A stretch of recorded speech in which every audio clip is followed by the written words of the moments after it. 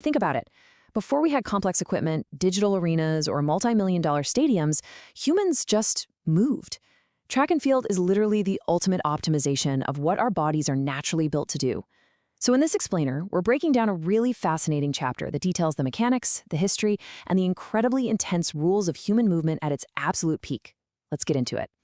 Okay, so here's the game plan. We'll start with the historical origins of track and field, then pick up the pace and talk about dominating the track. After that, we're going vertical to look at defying gravity, harnessing some raw power in the throwing events, and finally, we'll wrap up with the ultimate test, the combined events. All right, part one, the origins of track and field. We're talking about humanity's oldest sports here, born out of survival and daily life, but transformed over millennia into structured competition. Let's move through this and see how it builds. We see the very first organized events all the way back in the ancient Olympic Games in 776 BC. Wild, right? Then we take a massive leap to 1896 when the modern Olympic Games kick off in Greece. And notice how things start to open up after that. Women's events were finally introduced in the 1928 Summer Olympics, major events for disabled athletes debuted at the 1960 Summer Paralympics, and by 1997, the IAFF World Championships became a fully professional competition. It's a huge journey from ancient rituals to today's professional leagues. And this brilliantly illustrates where that modern era really kicked into gear. The 1896 Panathenaic Stadium track. Just imagine the atmosphere in that massive, awe-inspiring arena as track and field completely re-emerged onto the global stage. It's epic. The thing that is so compelling about this chapter is realizing that elite track athletes really aren't doing anything alien to us. Running, jumping, and throwing have been universal forms of human physical activities since humans have existed. Elite athletes are just perfecting the exact same innate abilities that you and I use every single day. Section 2. Dominating the track, from sprints to marathons. We're shifting gears here because the sheer physical intensity of running events demands a crazy amount of speed, endurance, and tactics. Now, what's really interesting is the total contrast in technique based on the race. For a sprinter, it's all about that staccato, explosive crouch start using blocks, leaning forward to build instant, explosive momentum. But then compare that to the upright, highly tactical stance of middle-distance runners, like the folks running the 800 or 1500 meters. Sprinters are just going top speed the entire way. Middle-distance runners, they have to maintain a plateaued pace, strategically saving that final spurt of speed for the very end. And look, with these insane speeds come some incredibly strict rules. Let's break it down. First, starting. You literally have to use blocks for races up to 400 meters, and absolutely no part of your block can overlap the line. A false start, you're immediately out. Second, running. In sprint events, you are locked into your designated lane from start to finish. Stepping on the line or obstructing someone is an automatic disqualification. No exceptions. And third, the finish. The clock doesn't stop if you reach out a hand or a foot. It stops the exact millisecond your torso crosses the vertical plane of the white line. And when you throw teamwork into the mix, the stakes get even higher. In relay races like the 4x100 or the 4x400, athletes have to pass the baton within a super strict 20-meter exchange zone.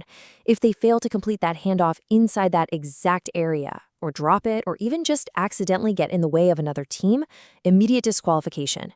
It is high-speed, high-stakes precision at its absolute finest. Now, let's keep that rhythm going. Think about the hurdles, the 100-meter, 110-meter, and 400-meter.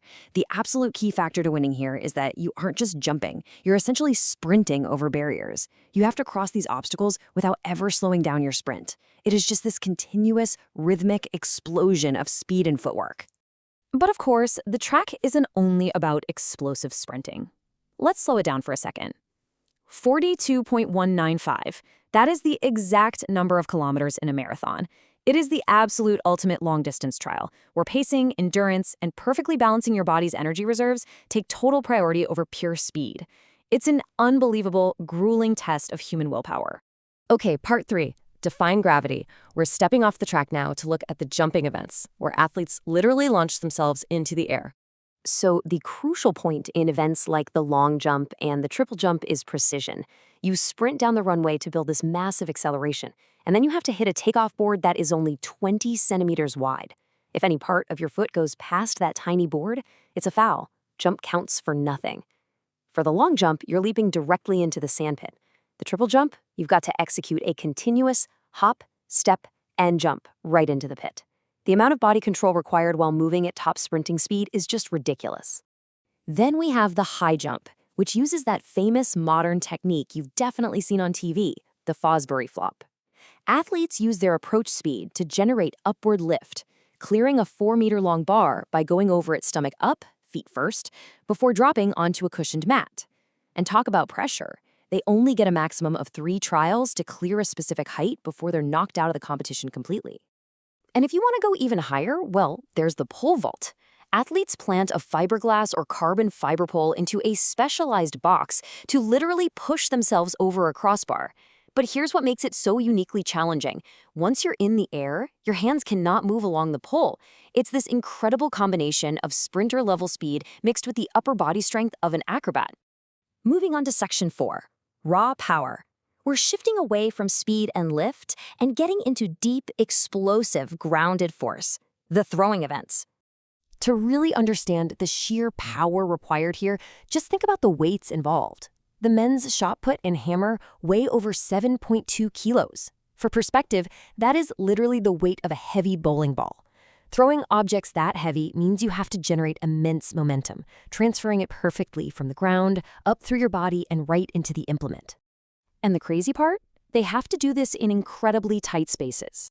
For the shot put and discus, athletes are confined to a tiny circle, just 2.135 meters across for shot put and 2.5 meters for discus.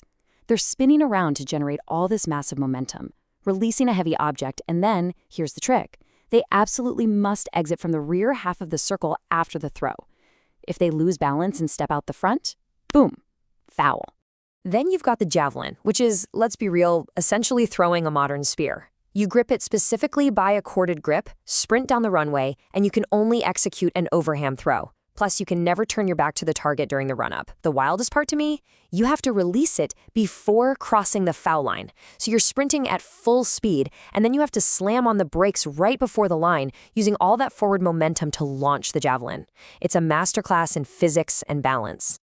And finally, the hammer throw, which funnily enough doesn't actually involve a traditional hammer. Instead, athletes are spinning several times in a small circle to launch a heavy metal ball attached to a 4-foot wire handle. The sheer centrifugal force they generate before that release is just awe-inspiring. Simply holding onto that handle while spinning takes monumental strength. Section 5. We've looked at running, jumping, and throwing, but what happens when you combine them? This is the ultimate test, the combined events. These are the folks who master absolutely everything we just talked about. These are the titans of track and field, the men's decathlon, which is 10 grueling events, and the women's heptathlon, consisting of 7. We're talking sprints, long distance, jumps, and throws, all rolled into one competition. The sheer stamina, adaptability, and ultimate athletic mastery required to compete at this level across all these different disciplines is just mind-blowing. So we've explored the chapter, digging into the history, the strict rules, and the raw mechanics of human movement at its peak. But let's bring it back to you. Like we said earlier, running, jumping, and throwing are innate human traits. So looking at everything we've unpacked in this explainer, what track and field event do you think you were born to conquer? Think about it next time you head out for a run. Thanks for hanging out with me for this explainer, and I'll catch you next time.